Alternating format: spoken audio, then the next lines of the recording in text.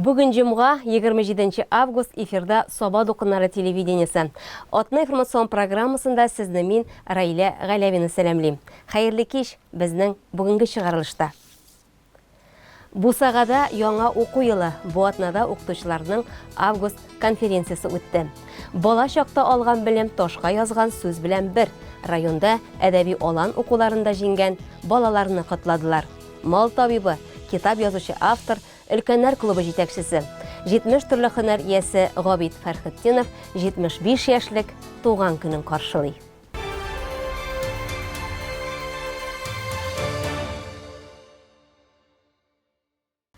24 август көнне район мәдәният йортында мәгариф хезмәткәрләренең традицион август конференциясы үткәрелде.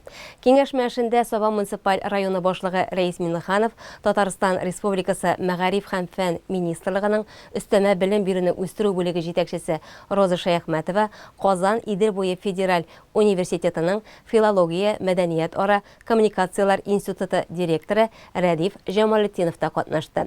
Чараны Саба докунары телевидениесе туры эфир трансляцияләде, бу көнне тагын бер кат хәтердә яңартыйк әле. Лесное хозяйство рушать.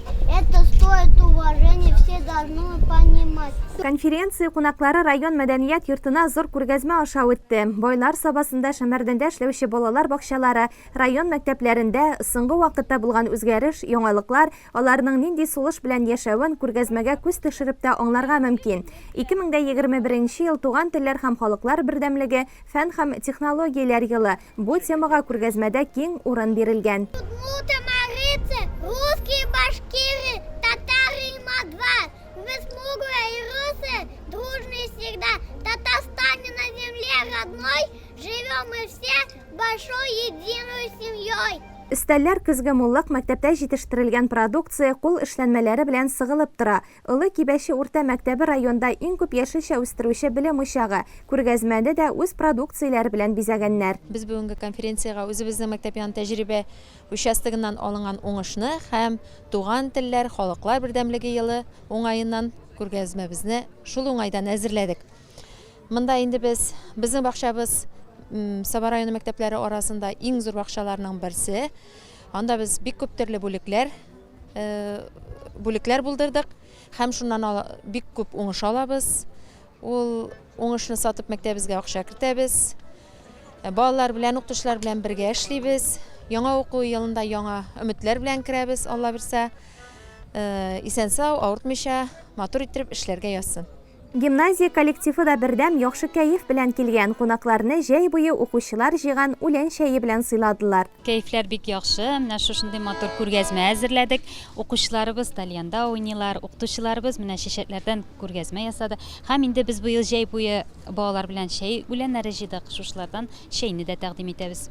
Укытучыларның кәефләре көр, уку елына әзер, бөтен мәктәпнең бөтен җире ялт иткән, балаларга рәхәтләнеп укыйсы, безгә рәхәтләнеп эшлисе. Сәләтле балалар мәктәбендә дә үсеш ноктасы федераль программасы нигезендә яңарыш булган. Укучылар, укытучылар шатлыклы вакыйга белән уртаклашты. Безнең мәктәптә менә быелгы елдан старт ала инде. Точка роста буенча федераль программа эшли башлый. Шул уңайдан безнең менә табигать фәннәре циклы инде физика, математика, химия, биология кабинетларына ремонт керде. Узган уку ел ахырында инде һәм быел безгә менә инде оборудование кайтарыла башлады. Оборудование, конечно, балаларның сәләтләрен үстерү өчен инде бик яхшы. Практик юнәлештә кулланырга юнәлтелгән олимпиадалар белән бик кызыксынабыз. Республика, всероссийский олимпиадаларда катнашалар, урыннар алалар. Кызыксынабыз, төрле тәҗрибәләр эшлибез. Бу сезгә бик кирәк иде. Бу безгә бик кирәк иде. Күргәзмә белән танышканнан соң кунаклар киңәшмәгә үтте. Аның эшенә 200-дан артык укытучы, тәрбияче чакырылы иде. Беренче эшендә 2020-21 уку елы нәтиҗәләре һәм 2021-2022 уку елында мәгариф хезмәткәрләре каршында торган төп бурычлар турында район мәгариф идарәсе җитәкчесе Илфат Фуат улы Шакиров доклады тыңланды. Җитәкче БДИ нәтиҗәләре, түгәрәк эшчәнлекләре, цифрлы һәм гуманитар профильле белем бирү үзәге, үсеш ноктасы, конкурс бәйгеләрдә җиңүчеләр, башкарылган ремонт эшләре хакында сөйләде. Районыбызда белем бирү оешмаларында ел саен чаклы ремонт җиһазландыру эшләре башкарылып, агымдагы елда Түбән Чыксу мәктәбендә 42 миллион 260 сумга чыкты, балалар бакчасында 7 миллион 27 bin so'mga kapital remont ishlari boshqarildi. Mag'arif ishxonalarida og'indagi remont uchun üsteme 13 milyon 169 bin so'm akça bölündü. Zamancha maktab tübek proyekt kısalarında 2020 yılda gimnaziya, sərəti balalar internet məktəbi, yuvarı sinif, oluşamalı orta məktəb əri bazısında üstüş noktası humanitar hem sifirli profil bölüm bir üzerine rağmen gerçekleştirildi. Əvvəli proyekt üçün Respublika büdcetindən 3 milyon 480 so'm akça bölündü. Oluşan məktəb hem balalar bakçasının 2 bası vaxtaş oluyor. Skandüven sinif balalar bakçasında onaylı məktəb programısı negizində remont işləri başqarıldı. Respublika büdcetindən 6 milyon 507 bin so'm akça bölündü. Şəhərdən yetisi yaşıqçı Mişən məktəblərində toplanan blokları remontlandı. Hem cihazlar qaytarıldı. Əvvəli proyekt üçün Respublika büdcetindən 9 milyon 251 bin so'm akça bölündü. Məğarif Milli Proyektinin hər balanın oluşu federal proyekt kısalarında avul cəbirində hem kiçik şəhərlərdə ulaşqan umumi bilim veru işlərində fizik, kultur, transport bilen şəhərlərin üçün şartlatılıq şaraların əməlgə aşırı maqsadından sərhədli bağlar internet məktəbinin sport zalları remontlandı. Əvvəli proyekt üçün Respublika büdcetindən 1 milyon 600 bin so'm akça bölündü. Şulay bilim veru işlərləri üçün yerli büdcetdən 2 milyon 486 bin so'mluq cihazlar qaytarıldı. Соба гимназиясының мәктәп спорт клубы эшчәнлеге хакында физик тәрбия укытучысы Алмаз Әхтәмов балаларга хәрби патриотик тәрбия бирү буенча Кавый Байкиев исемендәге кадет мәктәп-интернаты директоры Ойрат Хидиятуллин чыгыш ясады.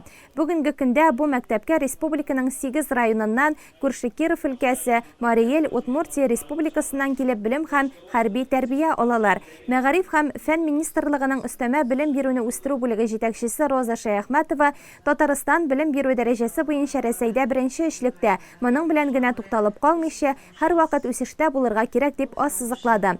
Укытучылар өчен дистанцион курслар, үзара хезмәттәшлек, филология институтында белем алучы студентлар стипендияләр хакында Казан Идел буе федераль университетының филология һәм мәдәният-ара коммуникацияләр институты директоры Радиф Җамалетдинов сөйләде. Бу бүлеккә Соба районыннан бюджет урыннарына 8 бала кабул ителгән. Аларны киләчәктә дә җәлеп итү, бу санны арттыру хакында сөз булды. Район башлыгы Рәис Миннаханов яңалыкка омтылырга, һәр мөмкинлекне файдаланырга кирәклеген әйтте. Яңалык кермәсә, яңалык омтылмаса, киләчәгебез икле.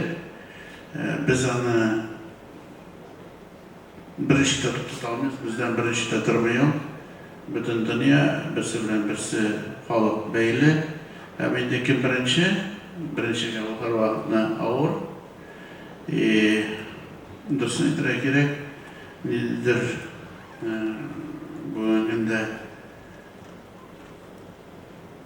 шул Китайны алсам да, халыкка да күп белемгә бирелү, омтылу безгә караганда аерма бик күп.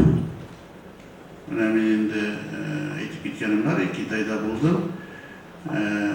Мәктәптән кичке 9-да гына кайталар.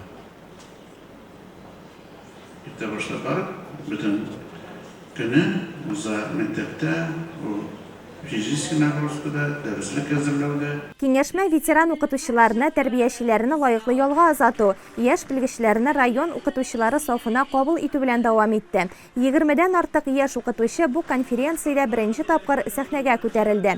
Чарада мәгариф алдынгылары, күргәзмәдә катнашкан мәктәп, балалар бакчасы коллективлары да бүләкләнде.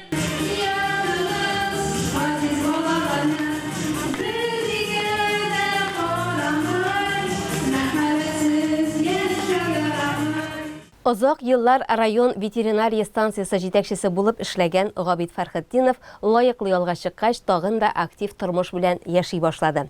Гомерен багышлаган һөнәре турында тәҗрибәләрен бәян итеп, мал тәрбияләүче халыкка ярдәмлек булган китабын язды. Хәзер менә өлкәннәр клубы җитәкчесе вазифасында тынгысыз хезмәт итә. Бу көннәрдә ул үзенең 75 яшьлек туган көнен каршылый. Район үзәк китапханәсендә оештырылган портрет кичәдән Әлфия Мәбәрәкова хәбәре. Байлар сабасында гомер кичерүче Татарстан Республикасының атказанган ветеринария табибы Габит Фәсәхетдин улы Фәхретдиновны замандашлары бик яхшы беләләр.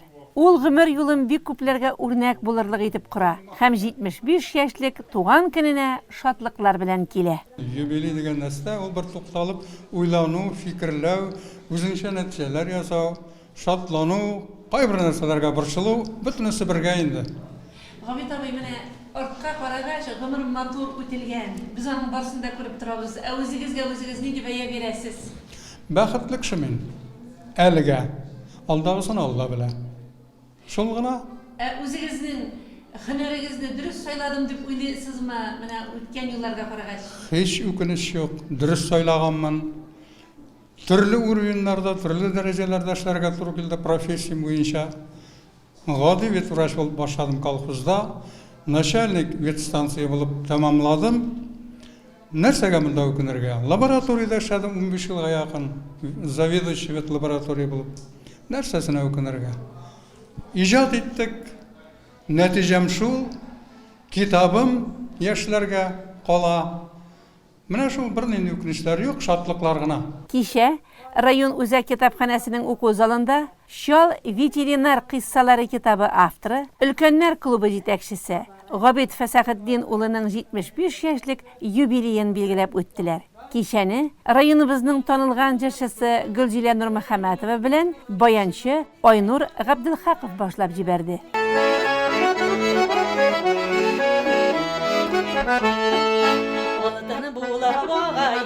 Kömüşü bulup tamayım, siz dostlarım karşısında şenleri bulup yanayım. Gülgürüşünü gürlidir, bağlasın uyatırğa, elde yari dostlarım var küngelini yuvatırğa. Gülgürüşünü gürlidir, bağlasın uyatırğa, elde yari dostlarım var küngelini yuvatırğa. Кичә барышында юбилярны район ветераннар советы рәисе Фәнил Ильясов, ветеран укытучы Рауил Гомәров, Өлкәннәр клубы әгъзасы Мәгъдәнур Гатауллин һәм башкалар тәбрикләделәр. Габит Фәсәхетдинга килгәндә инде Габит Фәсәхетдин безнең 2000 елдан 2006 елга Сабаның главный ветврачы булган, Сабаба автобусында мөдир булып эшләгән. Габит Фәсәхетдинга килгәндә Габит Фәсәхетдинне бик әйбәт яктан гына бөтен кеше мактый, искава дигәндәй. Үзенең эшләвендә үзен Габит Фәсәхетдин бик яхшы яктагына күрсәткән. Әйтергә кирәк, Казанга барсак тагын Казандагы җитәкчелекләр белән аны гел коллегалары гел яктан гына әйбәт кенә мактап, гел Габит Фәсәхетдиннең хәбәрен ишетеп дип, күбегәч сәлам әйтегез аннан дип, шулай дип әйтеп кенә гел мактыйлар. Димәк, сез яшьләр үзегездә эшләп чыккан өлкәннәр белән һәрвакыт элемтәдә торасыз, алардан үрнәк аласыз дигән сүз. Әйе, һичшиксез Габит Фәсәхетдиннан мин икенче әйтергә кирәк, ул минем укытучым. Аның Шау ветеринар кыссалары дигән китабы, аны әйтеп китергә кирәк. Эшкә кергәчтәгән инде 12 елдан үзем эшлим. Шуннан бирле ул китапны укыйм. Бик мәгънәле, бик төпле уйлар белән язылган, һәрбер кешенең тормыш юлын язылган фотосурәтләрдән карап, авыртуларны, нинди авыртулар, шулар турында бөтенләй төпләп язылган. Шул вакыттан карап, капчыкларда карап искалам. Аңа нинди матур теләкләрегез бар? Габит Фәсәхетдинга бәхет, шатлык, сәламәтлек дип, һәм инде тормыш иптәше Фирдәүс апа белән озын-озак яшәргә язсын. Аны куанычлы күреп, сөеп, аны кочаклап, сөеп, озын-озак яшәргә язсын Габит Фәсәхетдинга. Кичәне алып баручы Гөлнара Мустафина һәм Илмира Мөхәммәтшина юбилярның хезмәт һәм гомер юлын, гаилә тормышын бик матур итеп сөйләделәр. Китапханә мондый юбилей кичәләрне бик күңелле итеп оештыра. Безнең өчен дә Габит абыйның юбилее олы бәйрәм. Безнең инде Өлкәннәр клубы менә 10 елдан артык эшләп килә. Без алар белән атна саен очрашабыз, аралашабыз, без аларны көтеп алабыз һәм аларның шәхси бәйрәмнәре дә безнең барыбыз өчен дә уртак бәйрәмгә әйләнә. Шуңа күрә барлык китапханәчеләр исеменнән үзебезнең иң актив өлкәннәребезнең берсе Габит абыйны чын күңелдән матур юбилее белән котлыйбыз. Аңа иң мөһиме сәламәтлек, гаиләсендә иминлек, күңел тынычлыгы һәм һәрвакыт шулай яшь булып калуын телибез.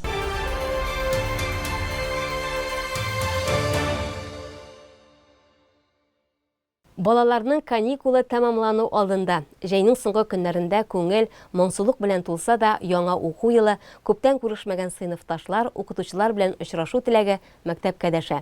Хәзерге заман баласының күп вакыты укуда, төрле түгәрәкләрдә, китапханәдә үтә. Соңгысына алар хәтта каникуллар вакытында да йөри. Җәй дәвамында әдәби алам проектының җәйге китапханәсендә алар белемнәрен тагын да арттырдылар. 24 август көнне бу бәйгедә җиңүчеләр ямьле соба яр буена җыелды. Әдәби алан проекты үз эшен 1 ел элек башлап җибәргән иде. Шушы вакыт аралыгында анда актив катнашучылардан тирән белемле команда тупланган. Бүген биргә иң-иңнәр чакырыла. Мин үзем белән иң актив укучыларымны алып килдем.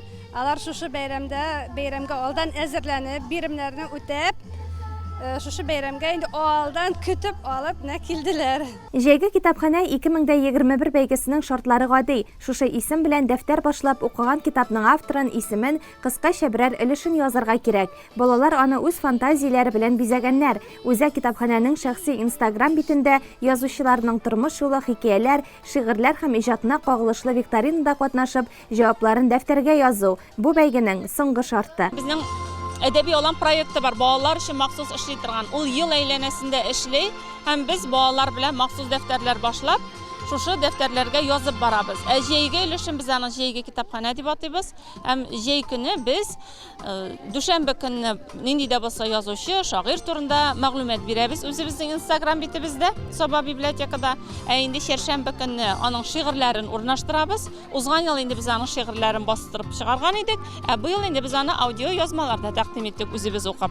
Һәм инде җомга көнне шушы сөйләнелгән шигырьләр буенча, язучының тормыш юлы буенча без кызыклы матур сораулар бирәбез. Балалар үзләре яңадан өстәмә укып, һәм безнең биргән мәгълүмат нигезендә шушы сорауларга җавапларны язып баралар.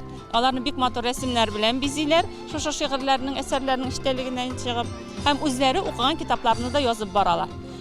Менә безнең узган ел инде шушы бәйрәмдә 46 бала гына җиңүче булып танылган иде. Чөнки һәр атнаны менә шушы эшне системалы башкару ул бик зур хезмәт. Тик шулай да бу балаларны китап укырга өйрәтә, яңа язучылар, яңа шагыйрьләр белән таныштыра, татар теле күнекмәләрен үстерә. Алар матур итеп шушы шигырьләрне кабатлап сөйлиләр. Быел инде без 221 укучыны җиңүче дип таныдык. Чарада балалар өчен иҗади алан, оста куллар мәйданчыгы да эшләде. Төсле кагаздан ябыштырып кул эшләнмәләре ясадылар, гипстан эшләнгән фигураларны буядылар. Соба районы китапханәчеләре балалар өчен укытучы ролендә башкара. Алар белән даими рәвештә шөгыльләнеп, белем үсешенә зур өлеш кертәләр. Сеңлем белән конкурсларда катнашам, шигырьләр укыйм. Нинди китаплар укырга яратасың? Ләбиб Леронныкын, Җәүдәт Терзаман. Шигырьләр яратасыңмы, хикәяләрме? Шигырьләр яратам, хикәяләр. Кызыл Мишә китапханәсе Киек авылында да күчмә китапханә белән еш була. 2 авылга 90лап бала җыела. Алар барысы да матур әдәбият белән кызыксынып, төрле бәйгеләрдә җиңүләр яулап үсә. Без 4 бала катнашты бүгенге көндә бу бәйгедә инде. Киләчәктә әле күбрәк тә катнашалар. Кайбер балаларның төрле сәбәпләре булу сәбәпле инде катнашып бетерә алмадылар әле. Киләчәктә алла бирсә күбрәк катнашырлар дип өметләнәбез. Балалар үзе бик теләп йөриләр китапханәгә. Район күләмендә үткәрелгән, республика күләмендә үткәрелгән бәйгеләрдә һәр даим катнашып киләләр. Без бүгенге бәйрәмне оештыручыларга бик зур рәхмәтле. Алар бүгенге бәйгегә бик шатланып килделәр. Киләчәктә дә шушындый бәйгеләр үткәрелеп килсен. Ул безнең татар милләтен, татар телен саклауга зур өлеш кертә. Безнең китаплар укыгач балаларның сөйләм телләре яхшыра. Һәм мәктәпкә дә зур ярдәм итәбездер дип уйлыйм. Мәктәптә аларның язма эшләренә дә китап укыган балаларның өлешләре күбрәк керә инде. Китап укучыларны җәлеп итү, бу өлкәне тагын да кызыклы итү максатыннан китапханәчеләр һәр вакыт эзләнүдә. Халык интернет, телевидениене өстен күргән заманда халык белән уңышлы эш алып бару төбендә нәкъ менә бу һөнәр ияләренең тырышлыгы, бай фантазиясе тора. Балаларга онытылмаслык бәйрәм бүләк итү максатыннан алар республикада бердән-бер татар балалар телеканалы хезмәткәрләрен дә чакырганнар иде. Мультфильм геройлары, аниматорлар Лондик, Микки Маус, Малай һәм Песи белән алар фотога төште, биеде һәм җиңүчеләр үз бүләген алды. Сез әзер булсагыз киттек. Икенче тизлек. Әзер тизрәк.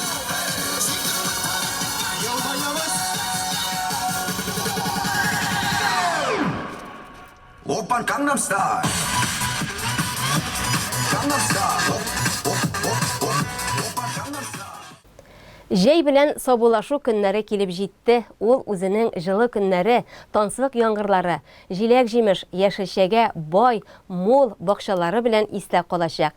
Нигъмәтләрдән табын сыгыла, ә уңган хуҗабикәләр җәйне банкага ябып куярга ашыга. Килдебәк авылында яшәүче 5 бала анасы Алия Кәримуллина бу эштә җитезлеге, осталыгы белән аерылып тора. Алар гаиләсе белән әзерләгән хәбәребезне кабатлап бирәбез. Алияның һәр иртәсе аш-су бүлмәсендә кайнашудан башланып китә. Көн кызуланганчы дип сезонлы эшнең бер өлешен тәмамлап калырга ашыга. Ул 2-3 эшне бер юлы рәхәтләнеп эшли. Духовкада бәлеш пешсә, Алия үзе банкалар яба. Безнең якларда җәй кыска, барсын да вакытында эшләп өлгерергә кирәк. Алия кыш өчен әзерлекне май аенда ук башлый. Кышка әзерлекне без майдан башлыйбыз инде. Башта яфраклар җыябыз, май аенда үләннәр җыябыз, аларны киптерәбез. Киптереп, шәй әзерләп куябыз кышка дип инде. Корлаган яфраклары, җиләк, җимеш яфраклары бөтенесен әзерләп, җыеп киптерәбез дәгән. Мин аларны тутырып кышка әзерләп куям. Аннары инде җиләкләр җитешә башлауга, җир җиләкләре кайын, җиләкләр җитешә башлауга, урманга йөри башлыйм. Урманнан кайын җиләге җыям, быел булмады, кайын җиләге аның хәтле күп булмады. Узган ел бик күп җыйган, 15 литр кайын җиләге генә җыйдым. Җир җиләген көн сайын тормыш иптәшем белән иртүк сәгать 5-тә, 4-тә торабыз дагын җиләк җыйырга китәбез. Кеше инде торып чыкканчы без җиләкне җыеп тутырып кайтабыз. Җиләкләрне мин кайнатмыйм, вареньены түйеп, песок белән булгатып, морозильникка гына куям. Алай файдалырак таптым. Үләннәр әзерләүдән соң кайын һәм җир җиләге җыялар. Монсына әле кеше йокыдан торган шук, 3-4-тә торып чыгып китәләр. Җиләк-җимеш өчен аерым лар алганнар. Бер генә ризыкны да әрәм итәсе килми ди Алия үзе. Банкаларның шутын үзегез алып барасызмы, юкмы, әллә инде онтыламы? Юк, шутын алып бара алмыйм, потому что бер япканда 15 банка, бер япканда 20 банка ябам. Аларны шуттап та бетереп булмый. Кыярларны утыртабыз, Аллага шөкер, помидорлар утыртабыз. Кыярлар утыртабыз, викториялар утыртабыз, инде җиләкле җимешләрдән кураларыбыз бар, алма агачларыбыз бар. Бөтенесеннән дә җитешкәнчә әзерлибез инде. Әрәм итәсе килми ризыкны. Шуның өчен кыярны дагын әрәм булмасын дип әзерлибез. Тозыйм, салатлар да ясыйм. Шайтып әзерләп куябыз инде кышка. Кәримуллиннар гаиләсе бик тә кунакчылар. Гаиләнең өлкәннәре Миннәмөхәммәд абый һәм Зөлхиҗә апа үзләре дә 5 бала тәрбияләп үстергәннәр. Читтәге балалар һәм оныклар кайтса да, ачык йөз, мул ризык белән каршы алалар. Мәсәлән, бүген алар гаиләдә 10 кеше. Балалар да эшсез тормый. Кызлар әбиләре белән бергәләп кулдан килгән бар эшне ялт итеп эшләп куялар. Безнең гаиләбез бик зур. Безне әни эшсез тотмый. Без әби белән бергә алма җыябыз. Җәй көне бакчада эш бик күп. Шүпләрне утыйбыз, җиләкләр җыябыз, су сибәбез. Алия белән Зөлхиҗә апа бик татулар. Ярый әле балалар һәм өлкәннәр бар дип сөенә Алия. Мин инде банкаларны балаларым булыша, балаларым банкаларны апкыралар, жуалар, яшелчәләрне дә жуып керәләр. Калганын инде стерильләүен, тутыруын, нитүен ансысын үзем генә эшлим. Зөлхиҗә апа һәм Миннәмөхәммәд абый уллары Зөлфәт, киленнәре Алияның тату, тырыш булулары белән горурланалар. Төп йорттагы 5 оныкларын яратып та туя алмыйлар. Төрле чорларны кичергән өлкәннәр гаиләдәге иң кадерле кешеләр. Үзе бер хәрәкәт, үзе бер сәламәтлек бит инде. Шулар белән күңел үтә инде, күңелле була. Алар кайта, кайчан әзрәк. Күбрәк тәйриләр, бер хәтта белмәйләр, балалар. Бала булгач йөрергә тиеш, сау сәламәт булгач. Үзебездәге 5 бала, 4 кыз, 1 малай. Һәр берсендә 2шәр эш кызда, аннары Гөлүсәдә берәү, менә малайда 5. Без ирем белән тату матур яшибез, балаларыбыз белән, Аллага шөкер. Кешебез җиткәнчә эшләренә булышабыз. Балаларыбызның әйбәт торганнарына куанып, сөенеп яшибез шулар тәрбиясендә, Аллага шөкер. Алия, Аллага шөкер, орташ кызы, Хода белән кодагыемда бик әйбәт кешеләр, Рәйсә белән Рафаил. Безгә шундый акыллы кыз үстереп биргәннәр өчен аларга 1000 рәхмәт, 1000 шөкер бездән. Бик тату матур яшибез, 15 ел торабыз, Аллага шөкер. Bütün işini degen bilmem deyip durmay. Bütün işinde buldurap, pişire. Balalarını Allah'a şükür terbiyeli varımızı dağın. Nerse de beteyim indi. İşine de bara jit işe. Yoklamasa yoklamayı. Allah'a şükür birisinden birisi tiri 5 bala okuyup verirler bizge. Şularının matur tatu yaşaganlarına kuvanıp yaşayız birge. Bir geybet oğlum dağın Allah'a şükür, Allah'a şükür. Allah'a Teala küpsünmesin. Oliye bik tırış, aşık yüzlü umgan kujabike. Hüneri de üzüne bik yaraşıp tıra. Ул sabah üzek şifaxanesinde şefkat tutaşı bulup işli. Elige dekret yolunda. Hem bütün vakıtın bik tilep goylesine, bolalarına bağışlay. Yurt şirini, bakşanını yol edip tıra. Oliye'nin temli oş suları ise tilini yutarlık. Bismillah etip күңіл berip işletsen barsı da uңa hem temli bula. Banki yabınında Oliye gine bilgen üz sirleri var. Мен қиярны инде башта банкаларны стериллейм, духовкага тагам, балай нетмем, духовкага жуам да, духовкага утыртып, әкіріңәген утка қойып, шунда стериллейм. 1-20 минут ул менің банка шунда тұра.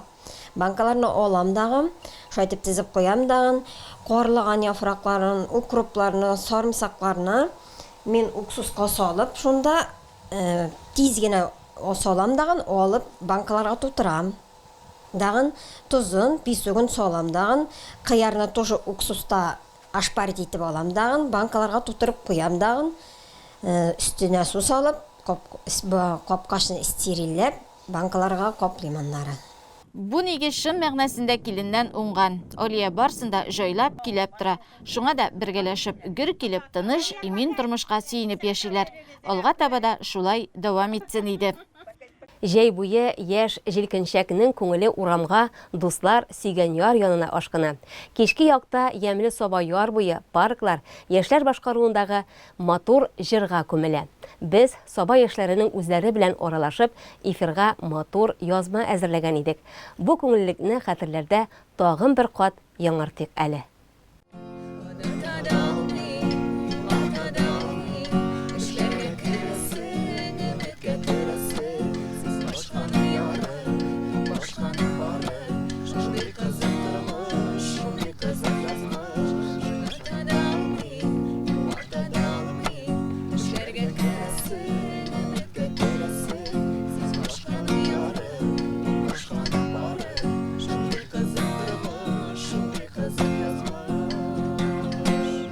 Ямлы саба яр буенда яшьләрнең эштән соң шулай моңланып утыруы җәйнең иң матур күренеше. Моң шишмәсенең башында Гүзәл Шафигуллина белән гитарада уйнаучы Альберт Галимуллин тора. Актив яшьләр Зөлфәт Галимов, Айнур Гараев, Илфат Вакказов, Гөлгенә Саматова. Альберт белән Гүзәлне исә иҗат кына түгел, мәхәббәт хисләре дә берләштерә. Танышулары булайрак. Альберт сәләтле балалар мәктәбеннән гимназиягә 10нчы сыйныфка укырга килә. Башта кызлар белән генә аралашканын Гүзәл тыныч кына читтән күзәтә. Шуннан соң менә кыш җитте. Һәм бер көнне без белән ташып киттек бик каты гына математика дәресендә. Мен башында берне алып бардым китап белән. Һәм укытучы миңа әйтте, Шарифуллин дигән, минем Шафигуллин инде фамилиям. Шарифуллина, син аны калган биткән бөтен уйларын, фикерләрен дигән китап белән бәреп чыгарасың, сукма үтән диде. Шуннан соң бөтен белән миңа язып, нә дип инде ул вакытта уннар булды микән. Шарифуллинның чабикламыйсың дип. Шуннан соң китте, язышып киттек, һәм менә шушы көнгә хәтле без бергә 7 ел ярым булды инде безнең бергә булган. Егет белән кыз бер-берсенең музыкага булган сәләтен соңрак кына белә. Уртак кызыксыну хисләре тагын да ныграк җепләр белән бәйли. Башта мин уйнап йөрим группада, безнең клубта менә группа бар, егетләр группасы, ансамбль. Шуннан соң безнең вокалист китеп барды Казанга. И мин Гүзәлгә әйтеп карам, җырлап карыйсың килмиме дип. Шуннан соң китте. Без бергә җырлый башладык. Безгә җырлый башладык. Башта группада җырлай бирдек, соңыннан инде икәү генә.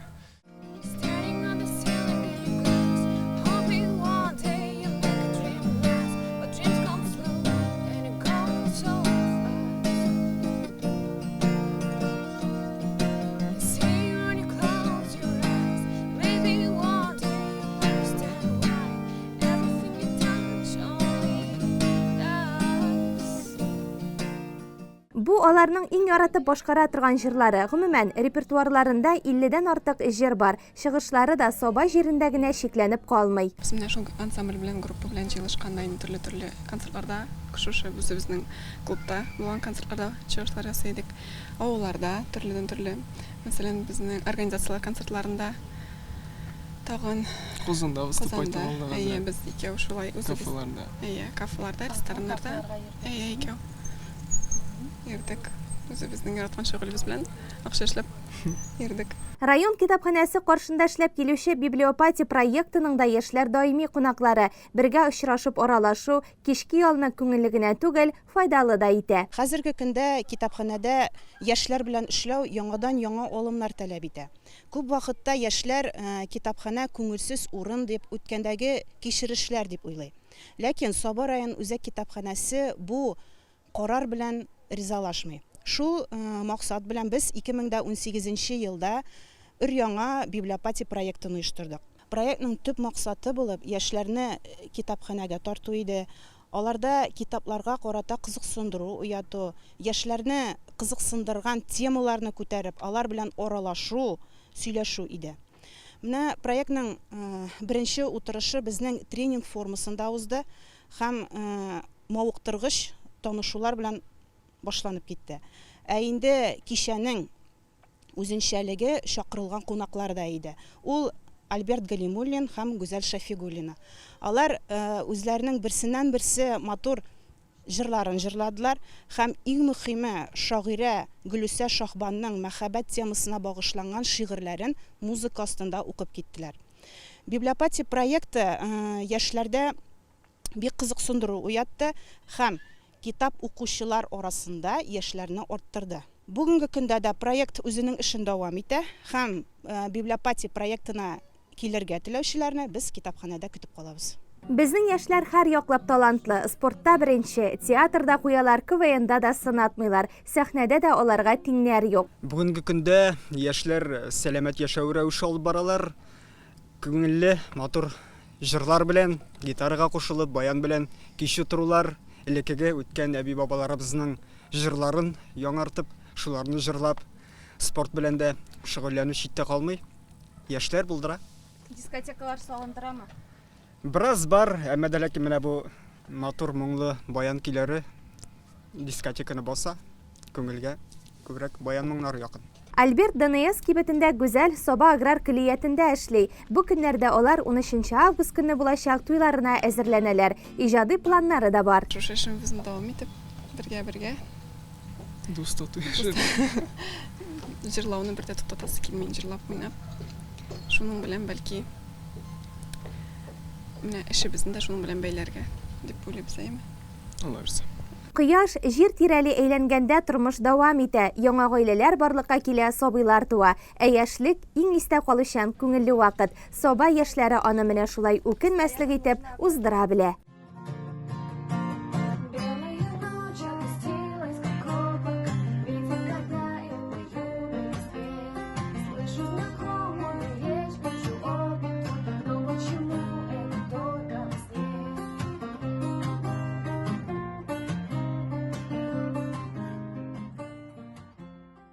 Бүген 27 август көнне Оршада Татарстанда туган телләр һәм халыклар дуслыгы елы һәм Габдулла Тукайның тууына 135 ел тулу уңаеннан әдәби Сабан туе узды.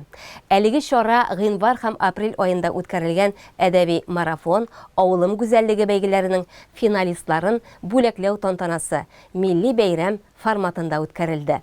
Ул Татнетны үстерү фонды тарафыннан Татарстан Республикасы президенты каршындагы татар телен саклау һәм үстерү мәсьәләләре комиссиясе, республикабыз министрлыклары, Орча муниципаль районы фондка ярдәм итәргә теләк белдергән башка юридик һәм физик затлар ярдәме белән Орча үзәк стадионында үткәрелде. Бу әдәби Сабан туй әдәбият сөйгән кешеләрне җыеп, балаларның гына түгел, хәтта өлкәннәрнең дә тел байлыкларын үстерергә, дөньяга карашларын киңәйтергә этәргеч булды. Орча ягы музейларга бик бай. Кушлавыч, Казан арты, Әлифба музейлары ерактан килгән әдәби марафончылар өчен аларны күрү мөмкинлекләре тудырылды. Сабан туйның төп бәйгесенә килгәндә, ул әдәби көрәш дип аталды. Әдәби сабан туй алдыннан бер атна дәвамында онлайн форматта уздырылды һәм 50 кеше арасыннан 24 финалист сайланып алынды. Бүген сабан туй көнне зур мәйданда чараның абсолют батыры да билгеләнде. Ул безнең Саба районы булды. Үзебезнекеләрне ихластан котлыйбыз, алар белән горурланабыз. Хәерле, имин юллар теләп калабыз. 30 август республика көне якынлаша. Без аны дүшәмбе көнне бәйрәм итәчәкбез. Шул уңайдан авыл җирлекләрендә һәм район үзәгендә дә төрле чаралар оештырылачак. Аларда катнашырга, күңел ачарга чакырып калабыз. Тыныч, имин ватаныбызда һәр көнгә сөенеп, үзебездә аның тормышын, матур эшләребез белән байытып, шатланып яшәргә язсын. Бүгенгә атна информацион программабыз тамам. Игътибарыгыз өчен зур рәхмәт һәм сау булыгыз.